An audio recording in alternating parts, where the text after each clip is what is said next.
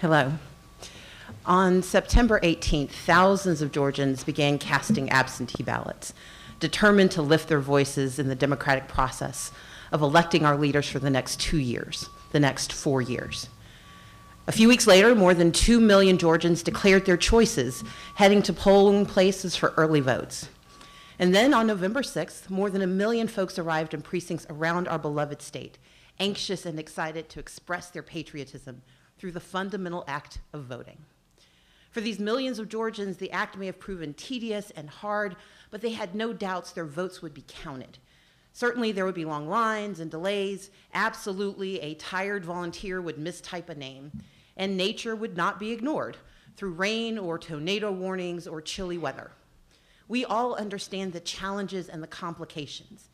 However, this year, more than 200 years into Georgia's democratic experiment, the state failed its voters. You see, despite a record high population in Georgia, more than 1 million citizens found their names stripped from the rolls by the Secretary of State, including a 92-year-old civil rights activist who had cast her ballot in the same neighborhood since 1968. Tens of thousands hung in limbo, rejected due to human error and a system of suppression that had already proven its bias. The remedy, they were told, was simply to show up. Only they, like thousands of others, found polling places shut down, understaffed, ill-equipped, or simply unable to serve its basic function for lack of a power cord. Students drove hours to hometowns to cast votes because mismanagement prevented absentee ballots from arriving on time. Parents stood in the fitful rain in 4-hour lines, watching as less fortunate voters had to abandon democracy in favor of keeping their jobs and collecting a paycheck.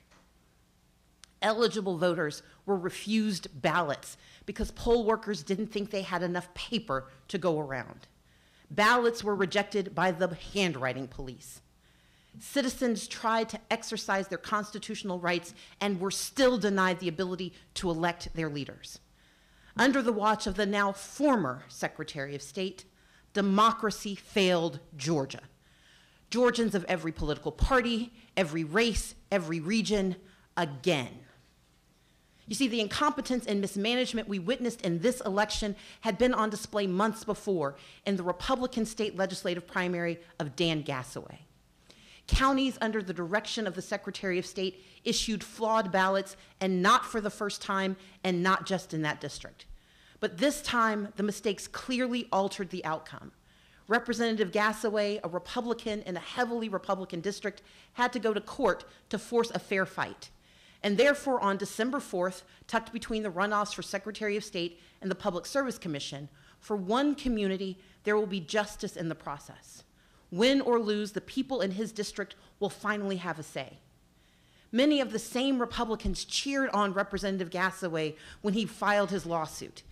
But the same ones have grumbled about the time we have taken to gain a remedy for fellow Georgians who faced a dizzying array of bad action, misinformation, and gut-wrenching hardship.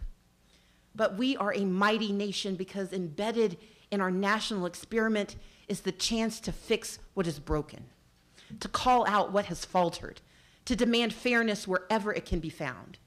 Which is why on election night, I declare that our fight to count every vote is not about me. It is about us. It is about the democracy that we share and our responsibility to preserve our way of life. Our democracy. Because voting is not a right for some. It is a right for all, and it is not a privilege. I stand here today as witness to that truth. This election is about all of us, as is the resolution of this moment. I acknowledge that former Secretary of State Brian Kemp will be certified as the victor in the 2018 gubernatorial election. But to watch an elected official who claims to represent the people in this state baldly pin his hopes for election on the suppression of the people's democratic right to vote has been truly appalling. So let's be clear. This is not a speech of concession. Because concession means to acknowledge an action is right, true, or proper. As a woman of conscience and faith, I cannot concede that. But my assessment is the law currently allows no further viable remedy. Now, I could certainly bring a new case to keep this one contest alive, but I don't want to hold public office if I need to scheme my way into the post. Because the title of governor isn't nearly as important as our shared title, voters. And that is why we fight on, and why I want to say thank you. Thank you to those of you who organized your communities and shattered records. More than 1.9 million voters who stood up in this midterm for protecting our public schools, for continuing criminal justice reform, for Medicaid expansion, and for real economic mobility for all of our counties. We won state house races and Senate races, a new seat in Congress, and we put America on notice that change is not coming to Georgia, it has arrived, and you made it so. But those who feared change pushed back. And so we waited for the whole truth of this election, good and evil. We waited for it to come forth. So thank you to those of you who shared your stories, for the tens of thousands of calls into our voter protection line. Thank you for volunteering your hours after the polls closed and for the last 10 days, for driving to all 159 counties and hearing the concerns of Georgia citizens through tears and frustration and disappointment. Because you see, Georgia still has a decision to make about who we will be in the next election, and the one after that, and the one after that. So we have used this election and its aftermath to diagnose what has been broken in our process. Make no mistake, the former Secretary of State was deliberate and intentional in his actions. I know that 8 years of systemic disenfranchisement, disinvestment, and incompetence had its desired effect on the electoral process in Georgia.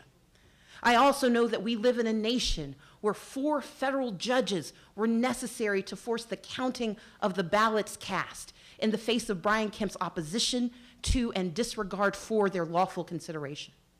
I know that millions of Georgians, of Americans, of goodwill, and various partisan beliefs, they are enraged by these truths.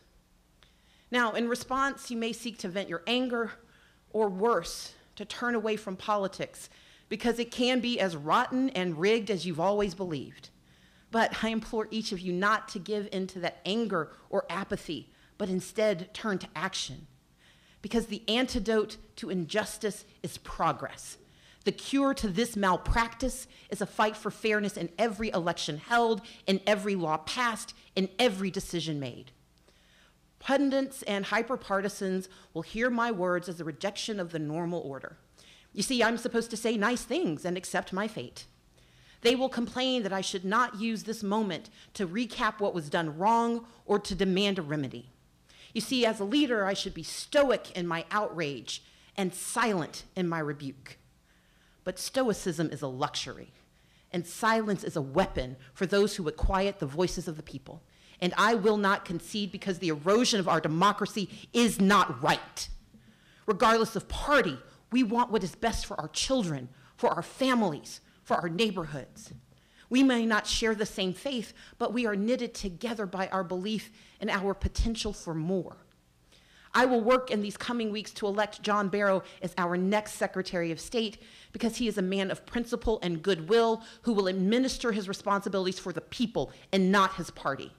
I will work to elect Lindy Miller as our next Public Service Commissioner, where she will speak for those who have been ignored for too long.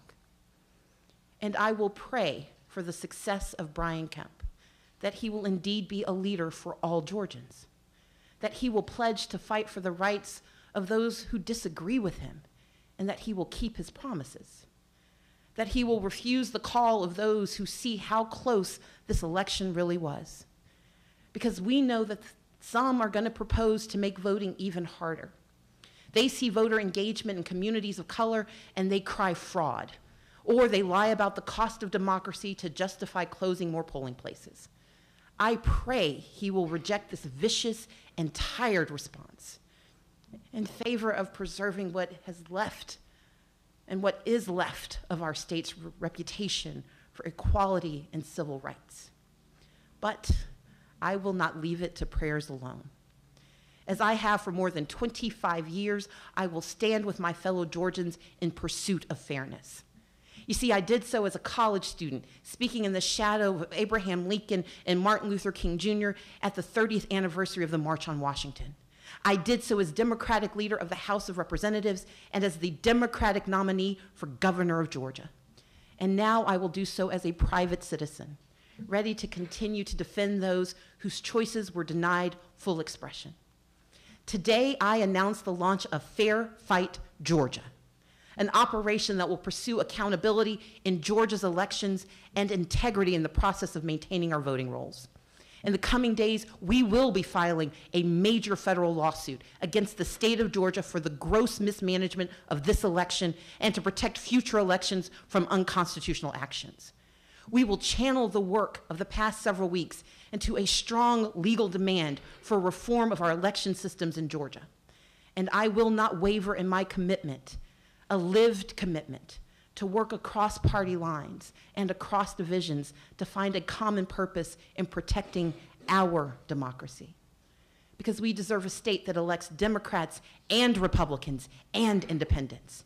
We deserve a state that elects leaders who will not tolerate the erosion of our values. Fair Fight Georgia. Because these votes are our voices.